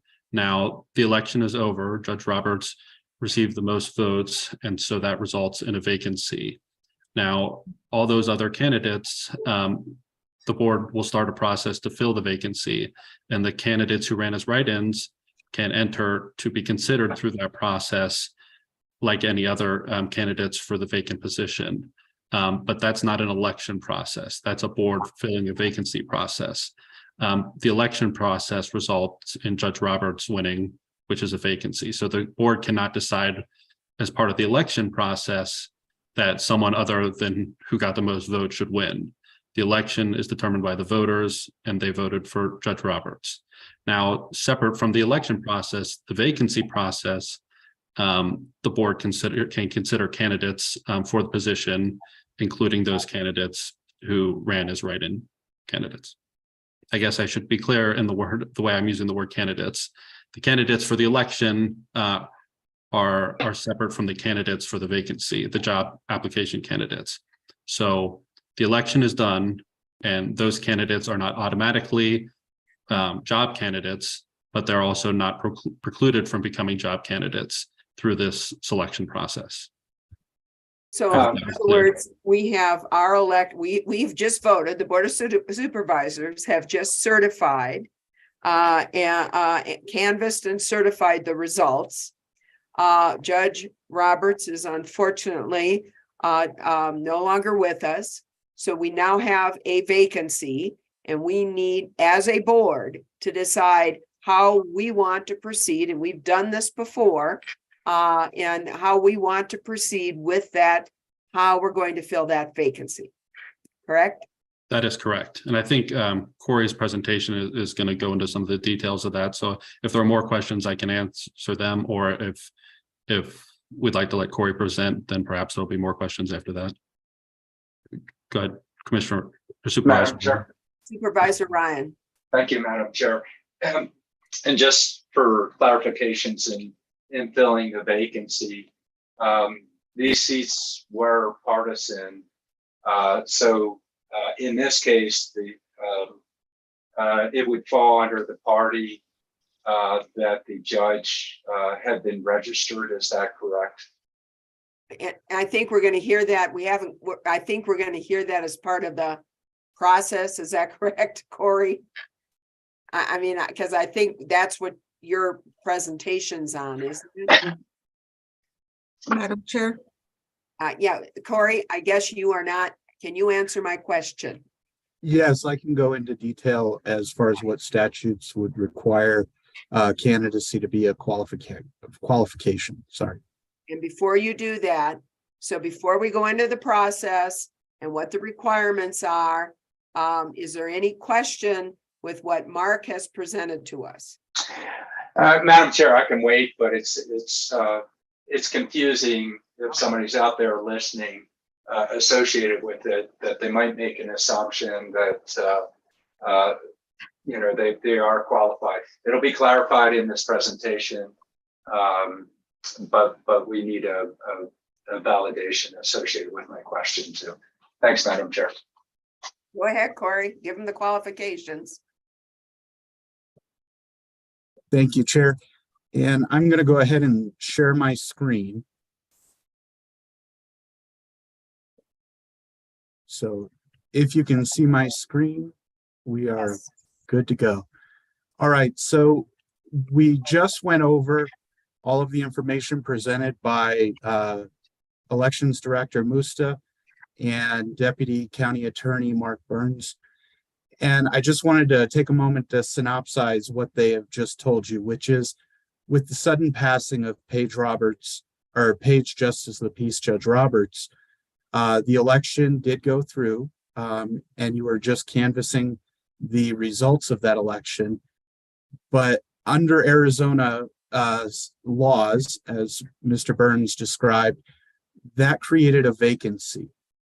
And understanding that ultimately the majority of voters chose to vote for Judge Roberts, even though he was deceased, the responsibility then falls on the Board of Supervisors set forth in Arizona Revised Statute 16230A2 that further states that the appointment of a justice of the peace shall last until the next general election and does not provide for any calling of a special election.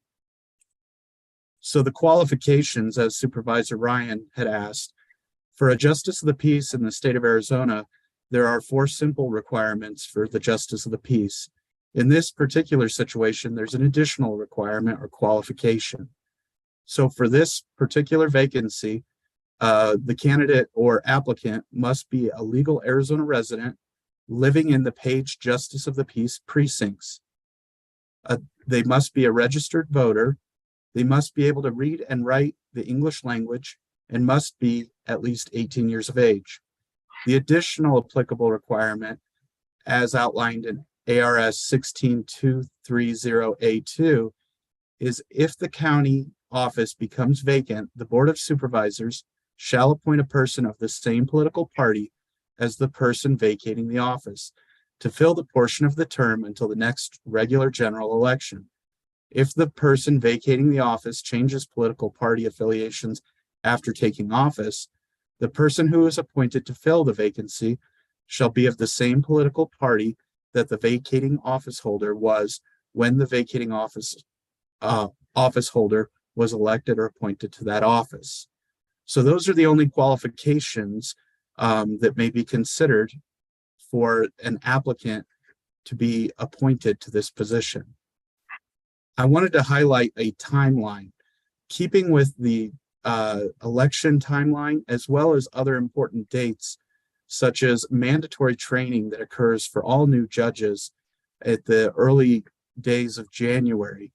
We are outlining a schedule to begin the Page Justice of the Peace recruitment process immediately, starting today. The deadline for submitting letters of interest for this position would be December 9th of 22. Interviews would commence on December 14th in person. And on the December 20th Board of Supervisors scheduled meeting, they could hear and appoint a justice of the peace. That new justice of the peace may take office on January 2nd, consistent with the election cycle, before attending the January 9th mandatory justice of the peace training. And Corey, this is what you are recommending, correct, to the board for us for our consideration today? Yes, I apologize. I'm outlining a process that, if the board adopted, would fall under these timelines and would be easily executed within that short period of time. So to start out, we have the November 28th today. The canvass of the election is occurring, and we may prepare or begin a process of appointment. So the recommendation is that letters of interest accompanied by resumes or any other documents be submitted to Shelley Bacon, the Deputy Court Administrator for the Coconino County Superior Court, who also oversees the limited jurisdictions, which include the Page Justice of the Peace. Letters, resumes, and other documents outlining the qualifications would be sent directly to Shelley Bacon, either in person, by mail, or email, submitted no later than Friday, December 9th. We would also accompany this process with press release and communications to make sure that the public is aware of what process the board could take and what the deadlines are. During the review process, we proposed the presiding justice of the peace for Coconino County, a representative of District 5 from the Board of Supervisors, Deputy Court Administrator Shelley Bacon, a community member from the Page Justice of the Peace precincts, Coconino County Manager's Office representation, all participate in the application review process. After the review process is complete on December 9th, The scheduled interviews would commence on December 14th to be held in person in the Page area for any of the qualified candidates who have applied. After those interviews take place, the application review team would then be prepared to present qualified candidates or candidate to the Coconino County Board of Supervisors for their consideration and appointment of a new Justice of the Peace for the Page Precinct. If accepted on December 20th, the newly appointed Justice of the Peace could take office or assume the role of Justice of the Peace on January 2nd, consistent with the election cycle. And then they would attend the new judge orientation on January 9th. So at this time, that is the process that we're proposing. Are there any questions or lingering thoughts from the board? Yes, Steve, let me stop you just a minute, Corey. We had a question from Supervisor Ryan on eligibility and specifically with regards to the party and party affiliation of Judge Roberts. And so I want to make sure that Supervisor Ryan got that question resolved and make sure there's transparency and clarification on that. So Supervisor Ryan. Hey, Daisy. Thank you, Madam Chair. And the reason I was just persisting with that is because we have received an email from one of the candidates that is of a different party associated with it. I wanted to clarify, and as I'm reading what's before us, the person who is appointed to fill the vacancy shall be of the same political party that the vacating office holder was when the vacating office holder was elected or appointed to that office. And so it does inhibit some, if not all of those that were write-in candidates that were of another party or non-party from applying. And it just helps for clarification. So they might understand that. And it will help for clarification for those that do want to put in to want to hopefully fill this position and this important duty that they understand that. Thanks, Madam Chair. Thanks. And I know Madam Chair. Supervisor Fowler also had a question about what this district consists of. And Supervisor Fowler, do you want us to get that information for you? And then I'm going to turn it over to you because this is in your district. Yes, ma'am. Thank you. And I just want to I think there's a confusion that there is still this election going on, but the election is done. The results came. We canvassed the election, and right now the elected person, the elected people voted for Judge Roberts, and so that he's not here. So therefore, it becomes vacant. It's a vacant position, and that is the reason why a fifth category comes in, where it says that the same party affiliated with that vacant position will come in. So in this case, Judge Roberts was a Democrat. So that they will be the ones, people that are up the Democratic Party voter, registered voter, they can apply for this position. I just want to clarify, is that correct, Corey? And then also, yes, Esler, if you could just name the communities. But Corey, could you, I'm just trying to just lay it out simply why we are, why this requirement is there. Absolutely. Chair Horstman, thank you, Supervisor Fowler. If I could ask Mark Burns to provide a legal explanation for the party affiliation. Certainly, and if the supervisors have any more detailed questions, we can always go into executive session, but that requirement is just a straightforward application of ARS 16230A2. So it just comes straight from the legislature that that if the board is filling the vacancy, that they should follow the party affiliation of the person vacating the seat. So the board is just following the straightforward application of the statutory requirement. And in following that straightforward application, we and everything that Supervisor Fowler has just summarized, we are starting a process to appoint for a vacancy since the person who won this election is no longer with us. And because of that, we have done our election, election's over. We now have a vacancy and we're going to proceed as a board and develop a procedure here this afternoon on that process. And that was the recommendation, a process that Corey has provided. It includes the requirements of statute of who is qualified for consideration to be filled for that vacancy. And part of that also means you have to be in the Page Justice of the District. So Esser, can you tell us what that looks like? Absolutely, Madam Chair. Well said. The Justice of the Peace in Page District is comprised of 10 precincts. They are Bodaway, Coppermine, Inscription House, Kaibito, Lachie, Navajo Mountain, Page Central, Page East, Page South, and Page West, which is the greater Page community. Very good.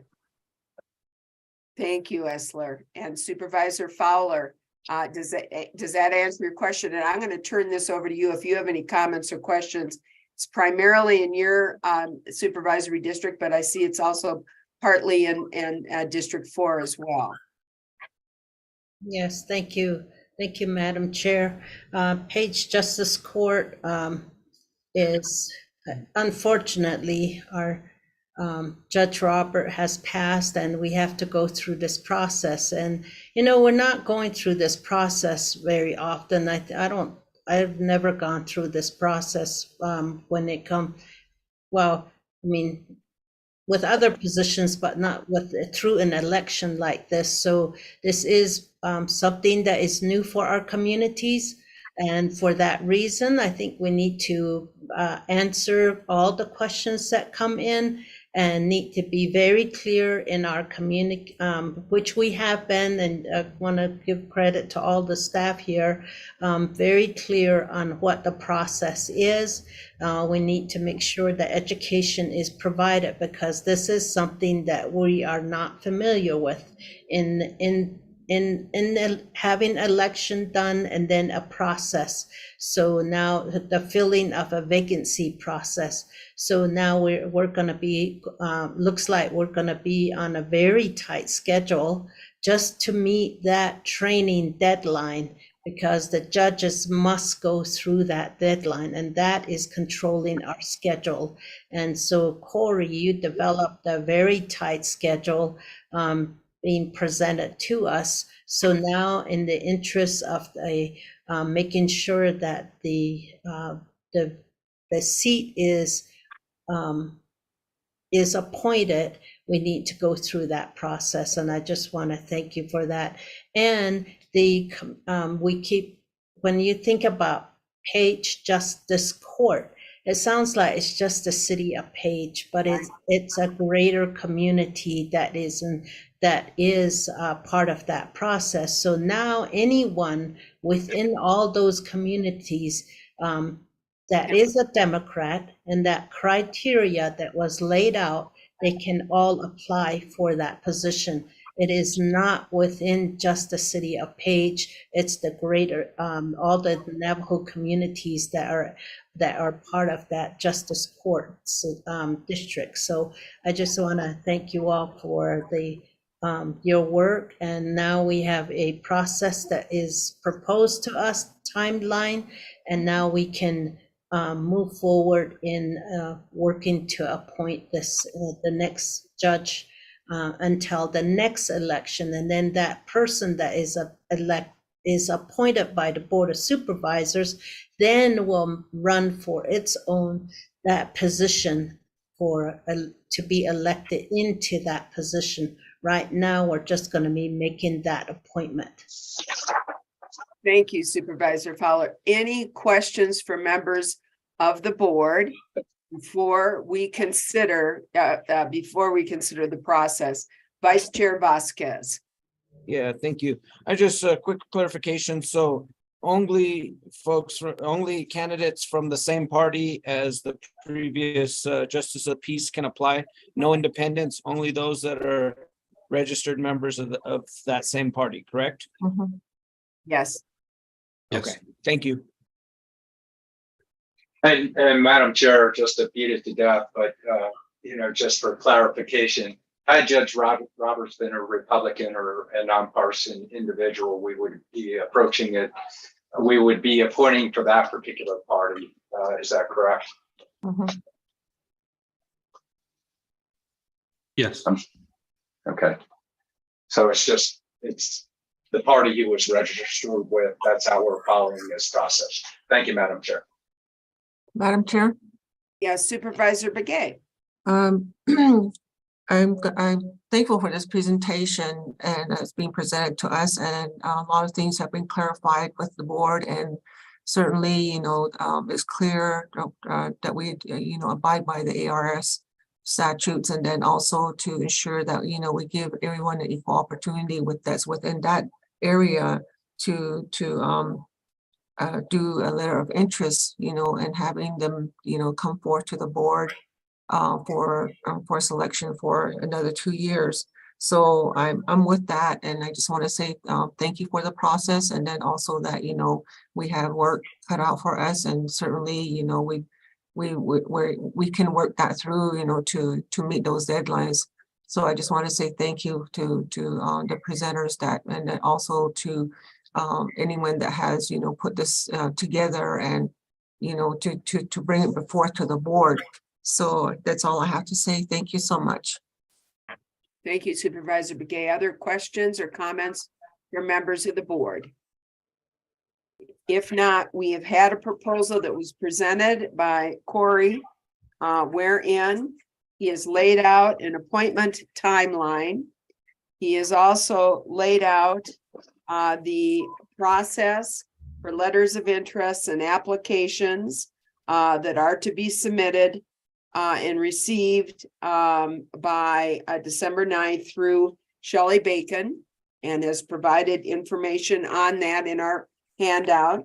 He's also is recommending an application review team, which is also set forth. That I assume would be I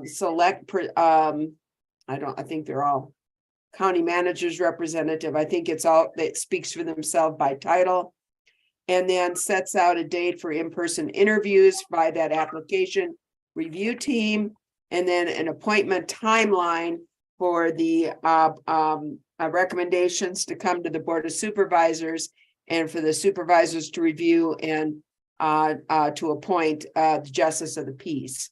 So we've got this before us. Corey has walked us through it. Any question or comments or changes on the recommended process? Just, Madam Chair, I agree to the process as outlined. I think a lot of work went into it. Really appreciate the recommendation. Thank you, Madam Chair. You're good. Madam Chair, Yay.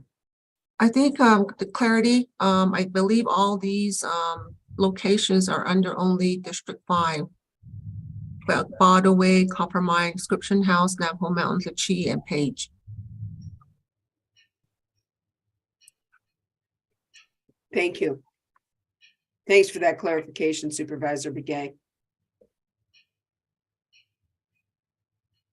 Madam Chair, I don't think this item requires a vote. It's a recommendation, and it doesn't on the agenda, it doesn't call for action by the board. Is that correct? No, it does call for action, and I think it's appropriate so that there is no confusion. I think the governing board, since we do make the decision, should authorize the process. And Supervisor Fowler, would you like to make the recommendation to accept the process and timeline as presented for the Page Justice of the Peace position opening?